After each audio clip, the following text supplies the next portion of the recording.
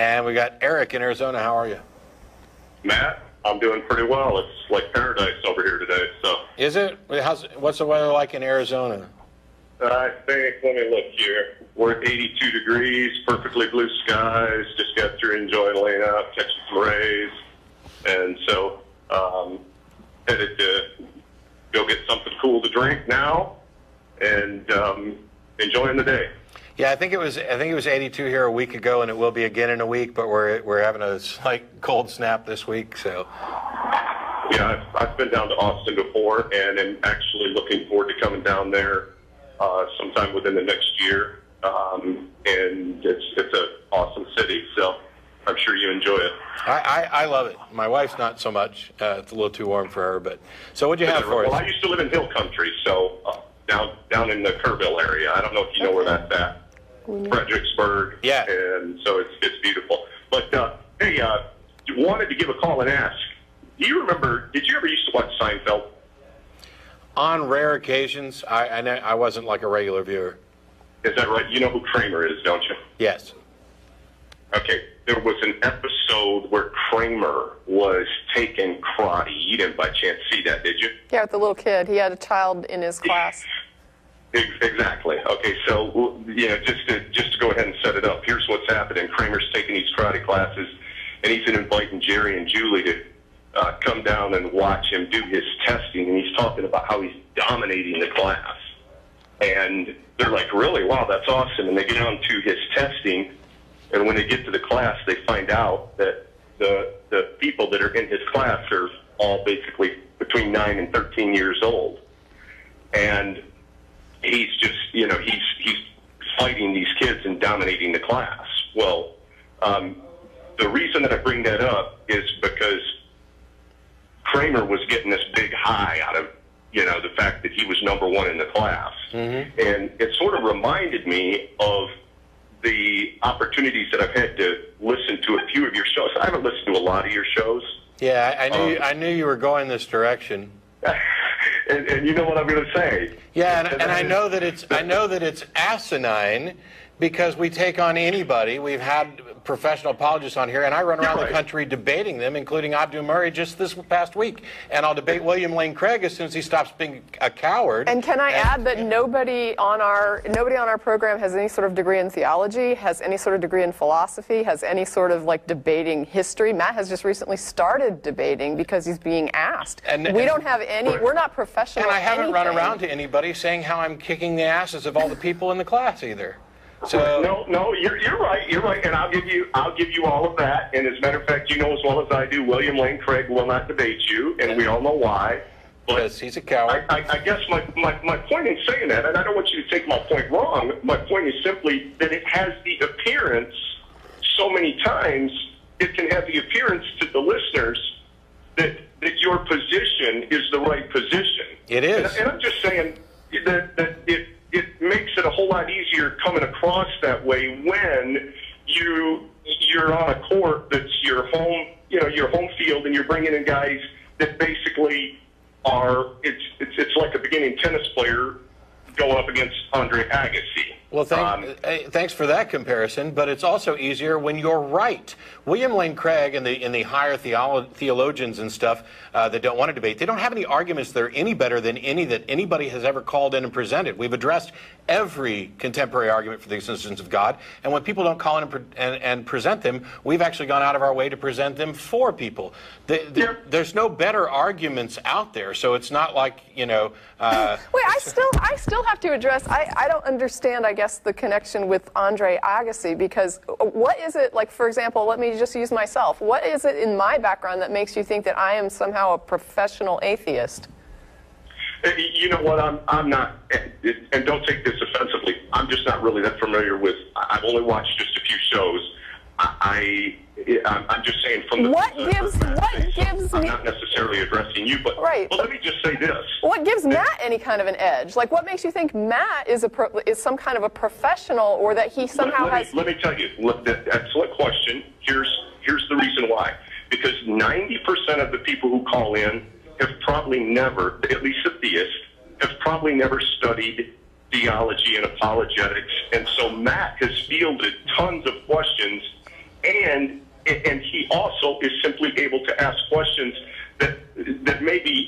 Apologetics 101, but the person who calls in doesn't know those answers. Okay, well, shame on them for not studying their own religion. Let me just say this. This is what I would like to do, Matt, if you're willing to.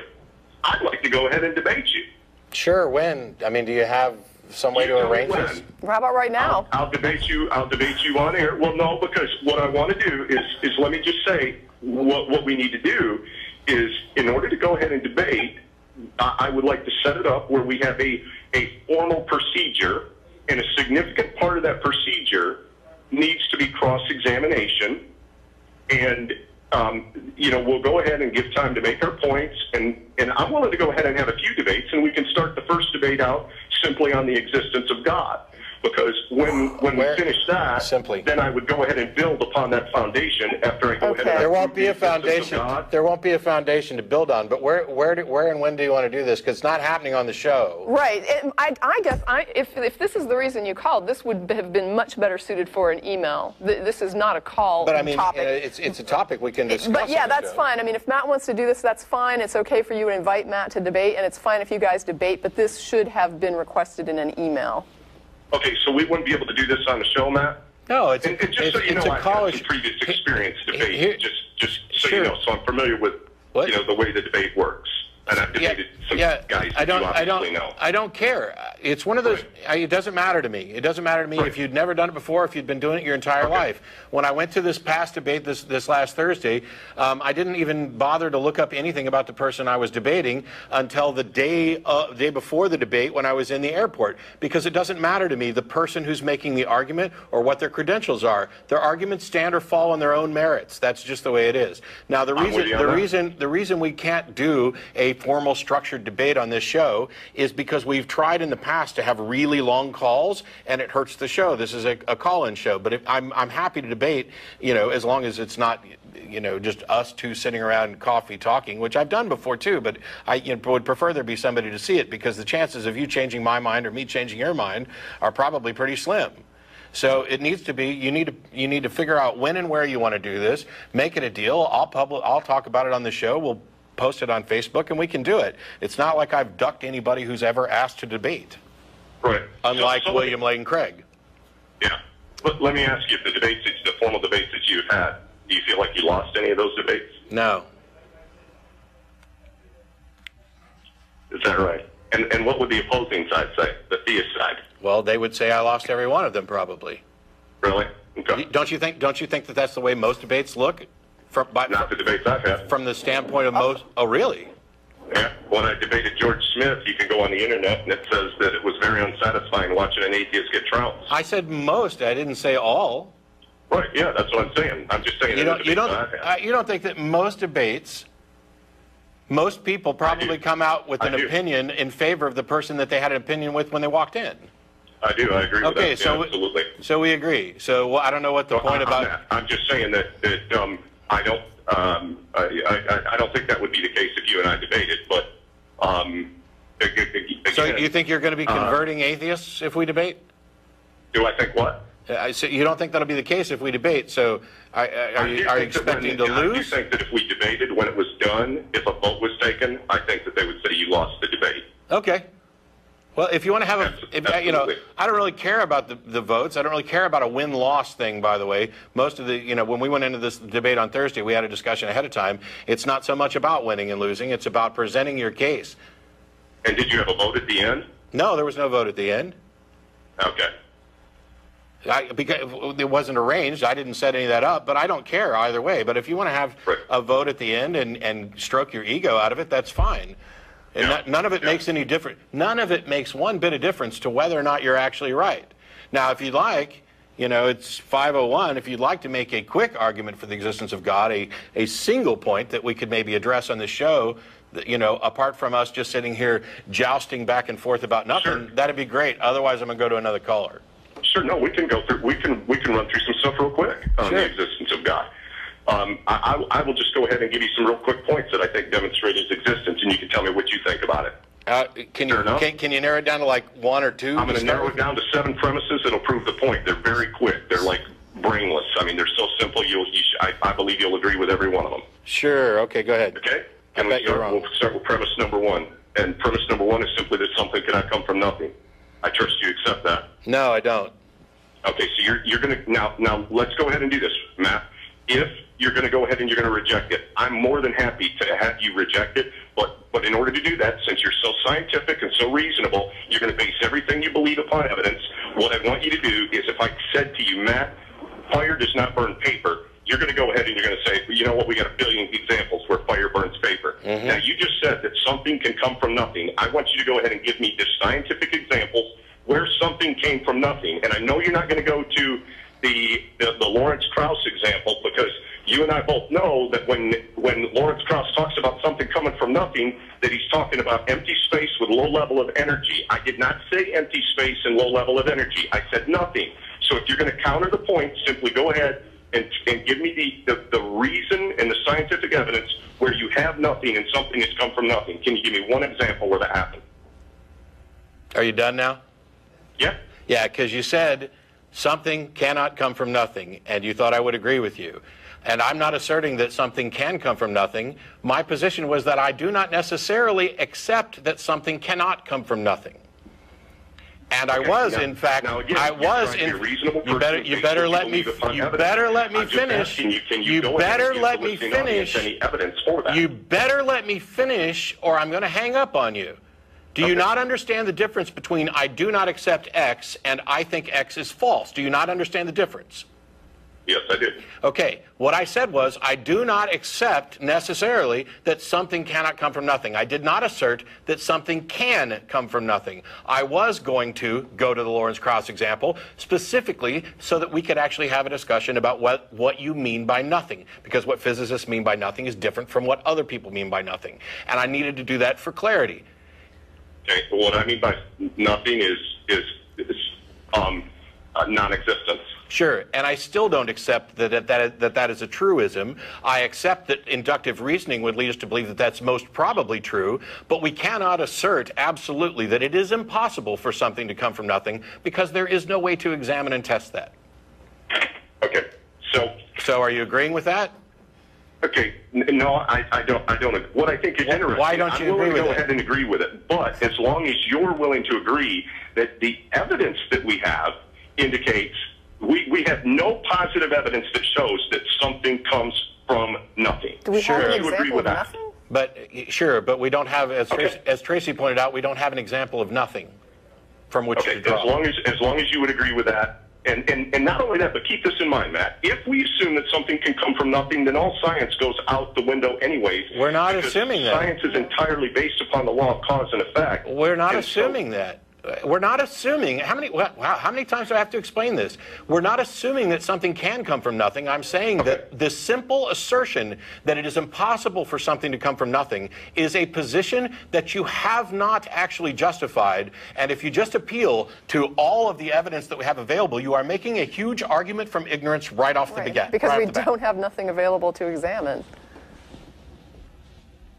Correct? Okay. Correct? No, I don't think that is correct. I think it's very possible for if you were going to go ahead and make the claim. It's sort of like when I say there's a God. Matt. How do you prove? How do you prove there's a God? How do you prove that something can't come from nothing?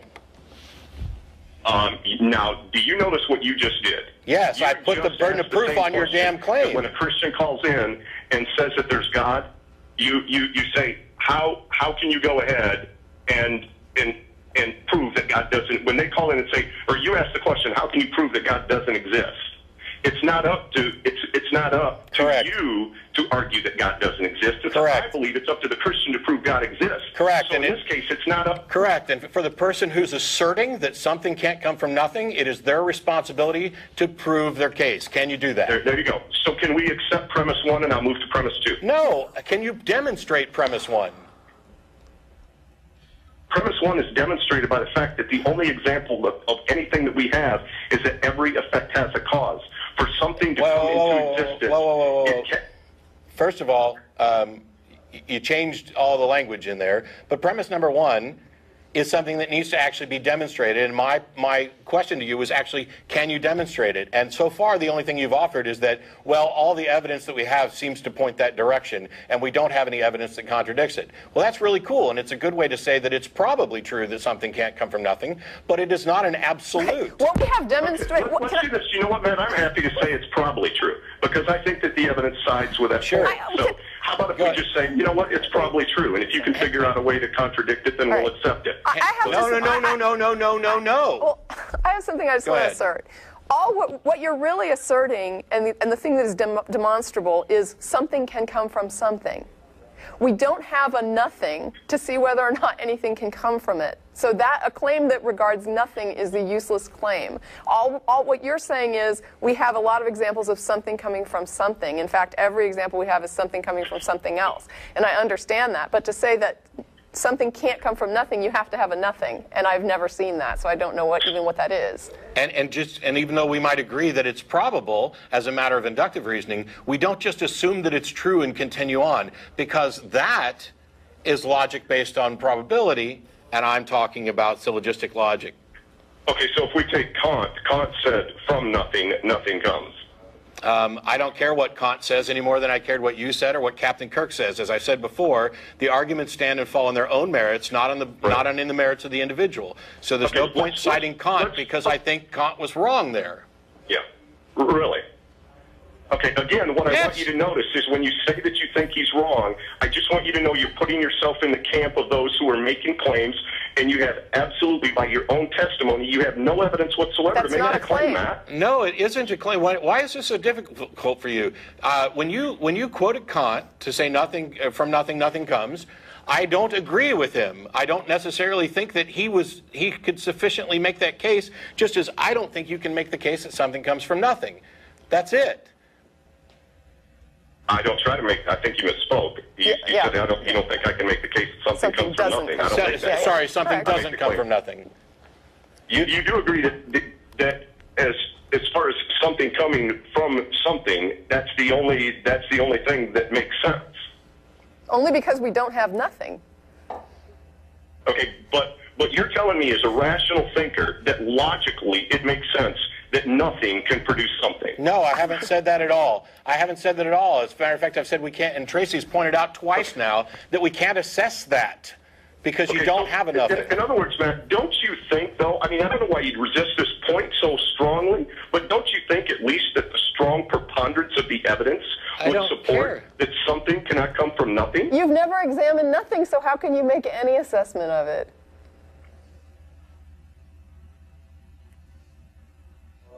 Hello? Okay, to say that you've never examined nothing, right, is I think simply logically ignoring the fact that for nothing to be able to do something is a logical absurdity. Then you're being absurd when you. But you're talking about nothing as though it is something. So what I'm asking you're invoking it. Nothing is non-existent. It's non-being. What is that? You can certainly imagine non-being. It's non-existent. What is? Give me an example of something that is nothing that we have examined.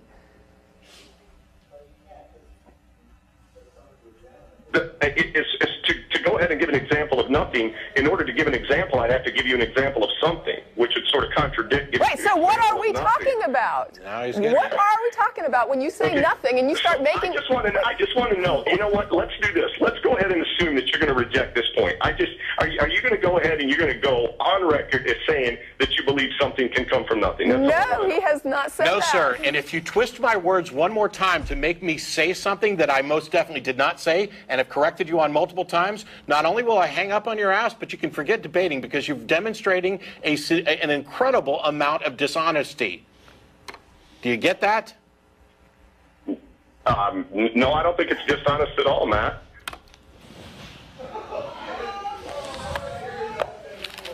You can email and formally request a debate once you figure out why it is that saying, I don't accept X is not the assertion that I think X is true, And which you accused me of multiple times. Yeah, you made it very clear. You said repeatedly, I think at least on 3 occasions during that call, you said that is not what I'm saying. Yeah. And I don't know how many more times you would have to say that is not what I'm saying before this person would understand. And if we do a debate, I demand that there be a vote tally. Tool.